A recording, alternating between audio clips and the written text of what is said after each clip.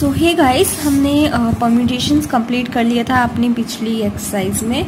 सो वो जो एक्सरसाइज थी it was really important because इसी एक्सरसाइज में बच्चे गड़बड़ करते हैं, इसी में बच्चे समझ नहीं आता है बच्चों को परम्यूटेशंस। अदरवाइज वो इजी होता है, तो ध्यान से समझना। और अगर कोई डाउट आए so please feel free to ask me in the comment section, right. Next है आपके पास कम्बिनेशंस। सी कम्बिनेशंस क्या होता है वो बताएंगे, और इसमें क्या नहीं करना पहले वो देख लो। मैंने आपको पिछली वीडियो में भी बताया था कि एनसीआर के फॉर्मूले की रिडक्शन जो है वो नहीं करनी है आपने। मतलब किसी भी फॉर्मूले को आपको वो नहीं करना है, आपने उसकी डिड्यूस नहीं करना है, आपने उसकी डेरिवेशन नहीं करनी है।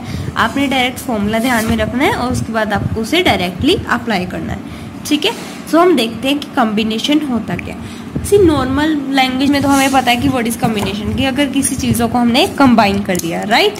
अब यहाँ पे क्या होता है कम्बिनेशन और अ ग्रुप जिसे हम कहते हैं, वो हम एग्जांपल्स के थ्रू समझेंगे। सपोज करते हैं, देखो ये कम्बिनेशन कहाँ यूज आता है ये याद रखना। आपको कई बार क्या होता है क्वेश्चन दिया जाता है पेपर में, उसमें ये नहीं दिया जाता कि ये परम्यूटेशन का है या कम्बिनेशन का है। तो सबसे पहले आपको ये चीज़ पता लगानी पड़ती है। कई बार क्वेश्चंस में ऐसा होता है कि ये परम्यूटेशन का है या कम्बिनेशन का है। सिंपल सी एक कम्बिनेशन का एक क्वेश्चन तो पक्का होता है कि अगर मान लो आपके पास इतनी गर्ल्स हैं या इतने बॉयज़ हैं, तो आपको उनमें से मान लो 2 गर्ल्स चुननी है या 2 बॉयज़ चुननी है, या आपके पास इतने प्लेयर्स हैं, आपको इसमें से इतने चूज़ करने हैं। तो वो जब ऐसा होता है ना चूज़ करने वगैरह वाला, तब कम्बिनेशन होता है। सपोज आपके पास 3 लॉन टेनिस प्लेयर्स हैं, ठीक है। तो इसमें जो है हमें 2 प्लेयर्स की टीम बनानी है। अब हमने 3 में से कोई भी 2 चूज़ करनी है, राइट। तो अब 3 प्लेयर्स हैं जिनका नाम है आपके पास X Y Z, ठीक है। तो हमने क्या करना है कि टीम बनानी है, या तो XY की हो सकती है, ठीक है, या YZ की हो सकती है, या XZ की हो सकती है। अब देखो ध्यान से सुनो, अगर टीम में मान लो XY है या YX है तो कोई फर्क तो पड़ेगा नहीं।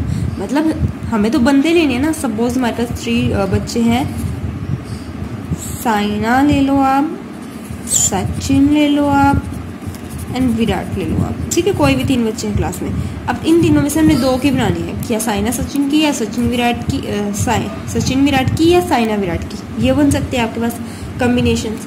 इसमें ऐसा तो नहीं है ना कि साइना सचिन की टीम है या सचिन साइना की टीम है, इससे कोई फर्क नहीं पड़ेगा, दोनों बात एक ही है। तो मतलब अरेंजमेंट मैटर नहीं करती कि कौन आगे कौन पीछे, मैटर ये करता है सिलेक्ट कौन है, राइट। तो ये होती है आपके पास कम्बिनेशंस। जैसे और एग्जाम्पल ले तो हम कि 12 लोग एक रूम में मिलते हैं और हैंडशेक करते हैं। सो ये जो लॉकडाउन से पहले लिखी हुई है ये वो कि बहुत पुरानी है। So don't think of corona here. So how do you determine the number of handshakes, कि कितने लोगों ने आपस में हैंडशेक करा। कि एक पर्सन बाकी 11 से हैंडशेक कर रहा है, फिर दूसरा बाकी 11 से, फिर तीसरा बाकी 11 से। सो ये चीज़ है। तो X shaking hands with Y and Y with X, ये 2 हैंडशेक्स नहीं है। ऑर्डर इंपॉर्टेंट नहीं है, बट कम्बिनेशन मैटर कि किसने किसके साथ किया, right. 7 points lie on a circle. How many chords can be drawn by joining these points pairwise? As there will be many chords. सी सिंपल सी बात है, हमारे पास क्या है, सर्कल है, ठीक है। अब इसमें इन्होंने कितने कहा, 7 points है। अब इन्होंने कहा कि इन 7 को अगर हम कोई भी 7 का पेयर बनाए, लाइक दिस, लाइक ऐसे हो सकता है ये पेयर, या ऐसे हो सकता है, राइट। तो इन्होंने कहा किसी भी 2 को अगर हम ले, कोई भी 2 को ले, तो कितनी हमारे पास कोड्स बन सकती हैं, बहुत सारी, राइट। सो अब ये जो फॉर्मूला होता है इन सब चीज़ों का वो बनता है हमारे पास NCR से। जैसे NPR पढ़ा था, ये NCR होता है, ठीक है। अब हम कैसे निकालते हैं, सी NPR का फॉर्मूला होता है n factorial divided by n minus r factorial. बस सेम है, इसमें यहाँ पे एक चीज़ एक्स्ट्रा और लग जाती है r फैक्टोरियल, बस और कोई फर्क नहीं होता, ठीक है। जैसे आपने 4C2 निकालना है तो क्या हो जाएगा, 4 factorial divided by 2 factorial into 4 minus 2 that is 2 factorial. 4 factorial का आप लिख सकते हो, ये कट जाएगा, 2 फैक्टोरियल मीन्स 2 इंटू 1, आंसर आ जाएगा 6। आगे आंसर 6, ठीक है। तो आप ऐसे करके ये चीज़ निकाल सकते हो। नेक्स्ट है, आपको बता दिया मैंने कम्बिनेशन क्या होती है, कि किन किन लोगों को हमने कंबाइन करके एक टीम बनाई, राइट। ये NCR और PCR में आपको पता लग गया। सी सिंपल सी बात है। अब देखो ध्यान से, अगली बात, 1 सेकेंड, ये चीज़ कि NPR का फॉर्मूला क्या था आपके पास, n factorial divided by n minus r factorial, ठीक है। और NCR का फॉर्मूला क्या था आपके पास, n factorial divided by r factorial into n minus r factorial. ये इतनी सी जो चीज है ये क्या है, NPR divided by R factorial, और you can write as NCR। अगर आपको पता हो तो उसको अगर हम R फैक्टोरियल से मल्टीप्लाई कर दे तो क्या आ जाएगा NPR। ठीक है, नेक्स्ट देख लो, इसका फॉर्मूला आपको पता लग गया है क्या है आपके पास, done.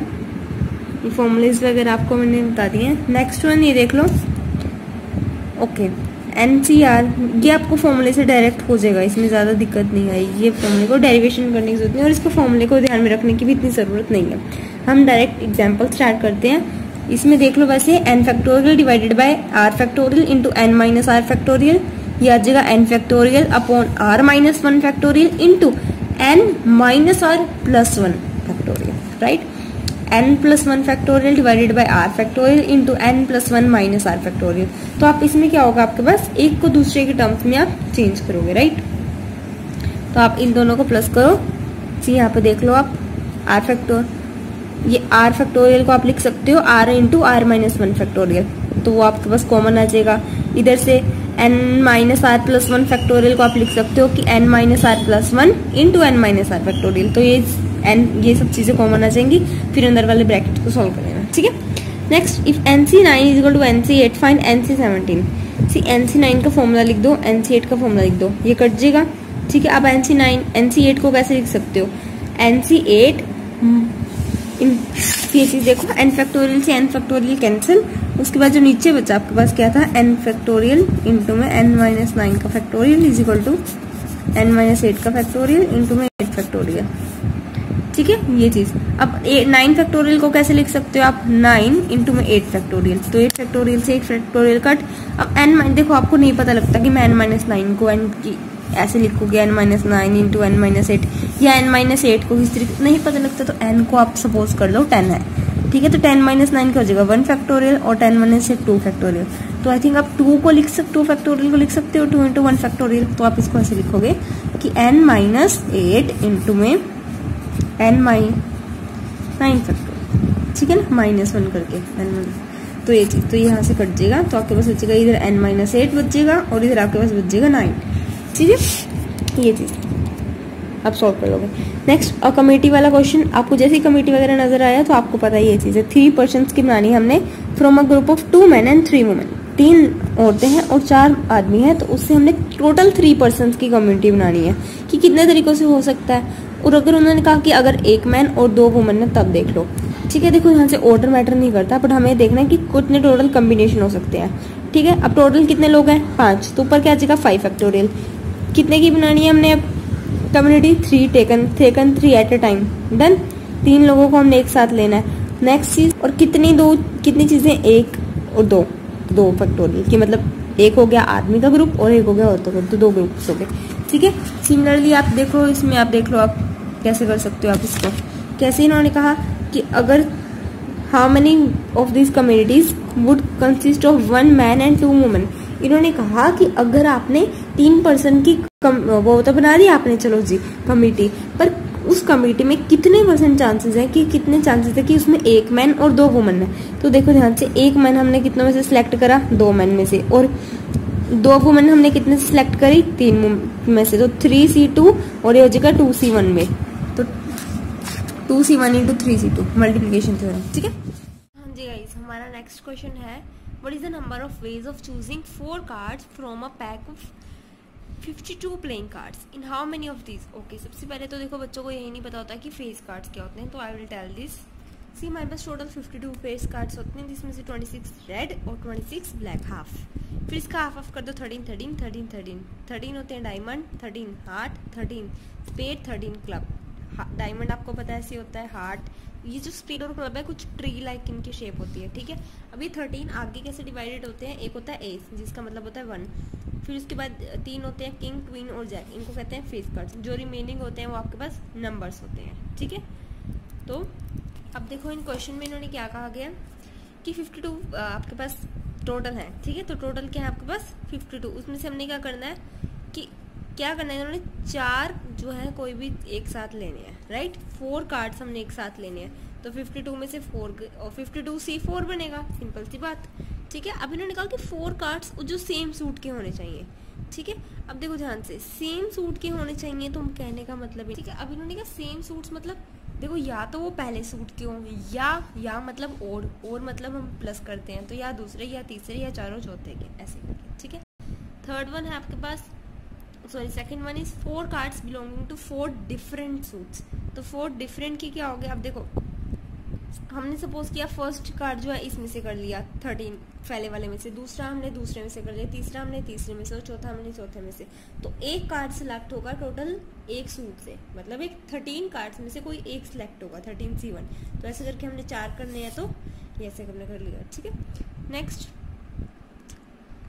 Are face cards. Face cards आपको मैंने बता दिया कि 4 फेस कार्ड सिलेक्ट करने हैं आउट ऑफ 12, टोटल 12 होते हैं ना, कैसे 3 3 3 3।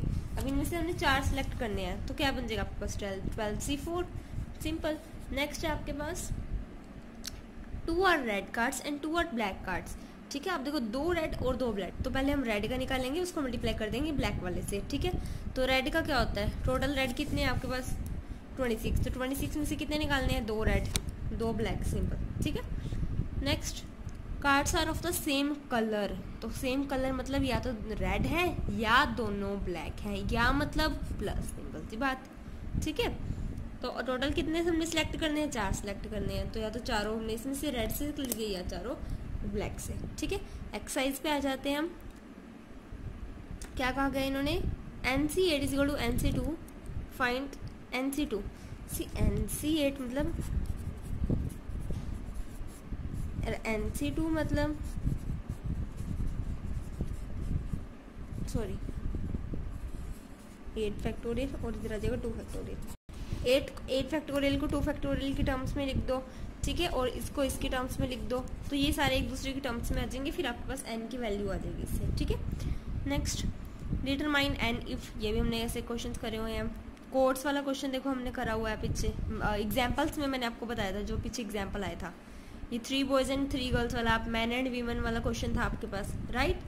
अच्छा ये बॉल्स की जगह वहाँ पे भी एग्जाम्पल में बॉल्स की जगह आपके पास एक अलग क्वेश्चन था, ये देखो मैन वीमन वाला हो गया आपके पास, ठीक है।